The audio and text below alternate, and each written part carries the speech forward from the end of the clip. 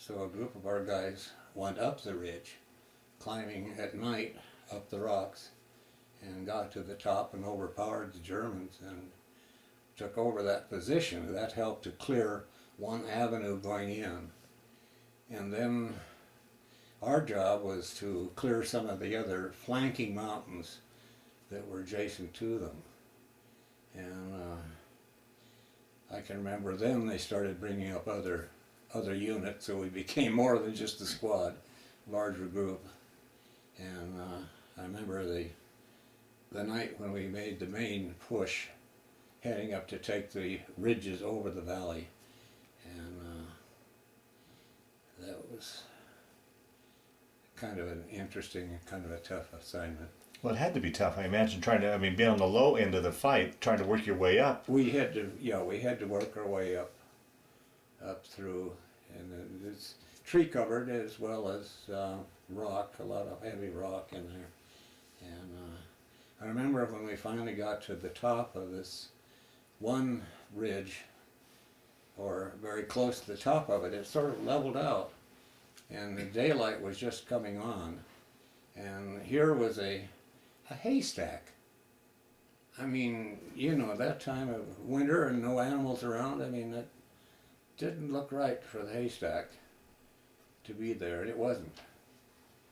It turned out to be a machine gun nest, and with snipers all the way around, and there was a minefield in front of it. So it had a pretty good position in there. So that's where I ended my trip to Italy. Harold, you told me one time that you were on patrol and all of a sudden you got a radio call that the Germans were moving down and there was nothing they could do to help you. Well, yeah. We just had to stay up there until we found a way out. There were a lot of little things like that. I mean, just hitting some of them. And we had a whole winter to go on these patrols.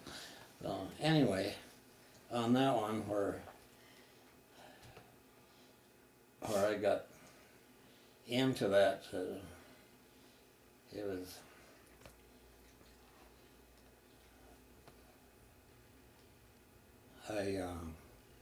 I knew I was hit pretty hard, not to know, because I was knocked flat on my butt, or my back actually, and Eddie Enders, the big guy, was right next to me as being the BAR. He was my BAR man, and he was killed immediately. And I think that his body sheltered me. So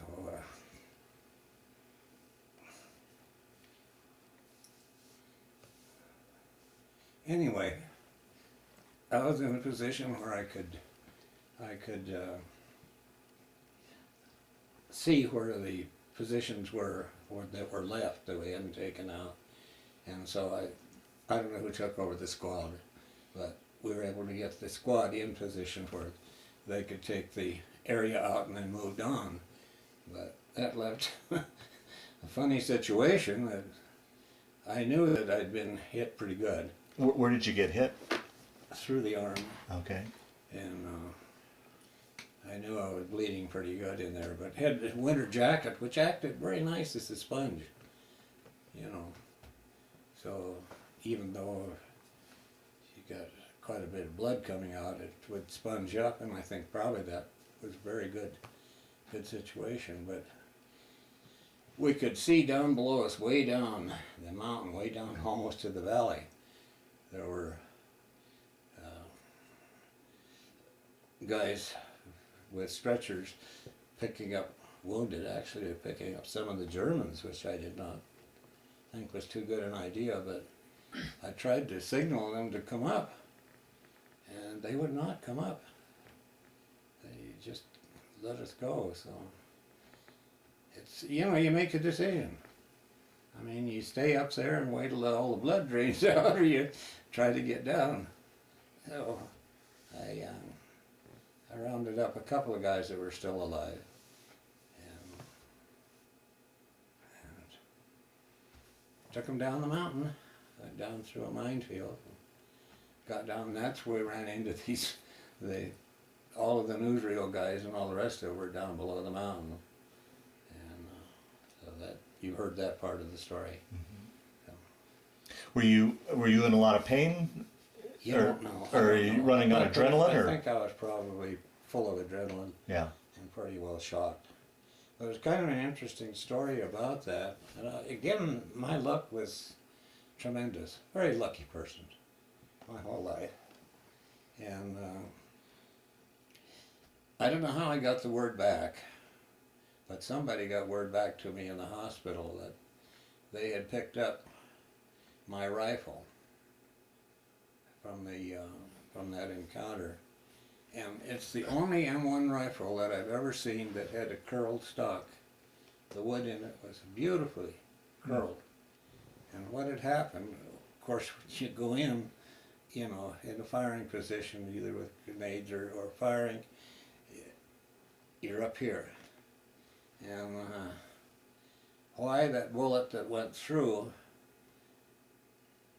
didn't go through my arm, it tore the arm pretty good up, pretty good. Why it didn't go into the chest? Well, they told me what they found on the rifle. What had happened, apparently the bullet that went through the rifle was carried by the grain that curled and blew the butt plate out of my rifle. So that was pretty neat. But then he got down and he went to an aid station. Pardon? You went to an aid station. Well, I finally got down where all this was happening, and there was an aid station there. And I went into the door of the aid station, and I think I need some assistance. And the medic there looked at me and said, "What's your regiment?" And I said, "Company L86. This is the 85th. We can't treat you here." Can you believe it? I mean, I was flabbergasted by the whole thing.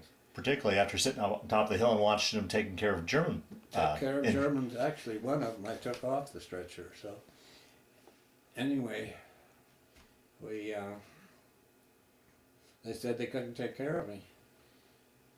So I started walking down this roadway towards, I said, where's the 86th? Where's an 86th medic station? And down the road a little ways. So I started down there.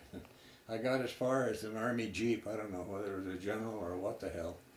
But anyway, I got to the jeep, and I can remember crawling onto the hood and collapsing. And the next memory I had was in Leghorn, Italy, in a hospital in Leghorn. So it was interesting. But you also told me you were lucky because you had that neurosurgeon. Oh, there in Leghorn, oh, I had best medic in the world. Was able to sew the arm back together. So, and that was kind of funny too, because my passion in life was fishing and skiing. And you know, you can't fly fish too well with an arm that isn't operable. So that's where the surgeon put it back together. And then later on in the other hospitals that I was in hospitals for 9 months before I finally got out. And they built a brace with a metal prod on here and attached it up on the arm while they're getting it to heal and doing the surgery on it. And actually, I could even handle it to fish when I got back out.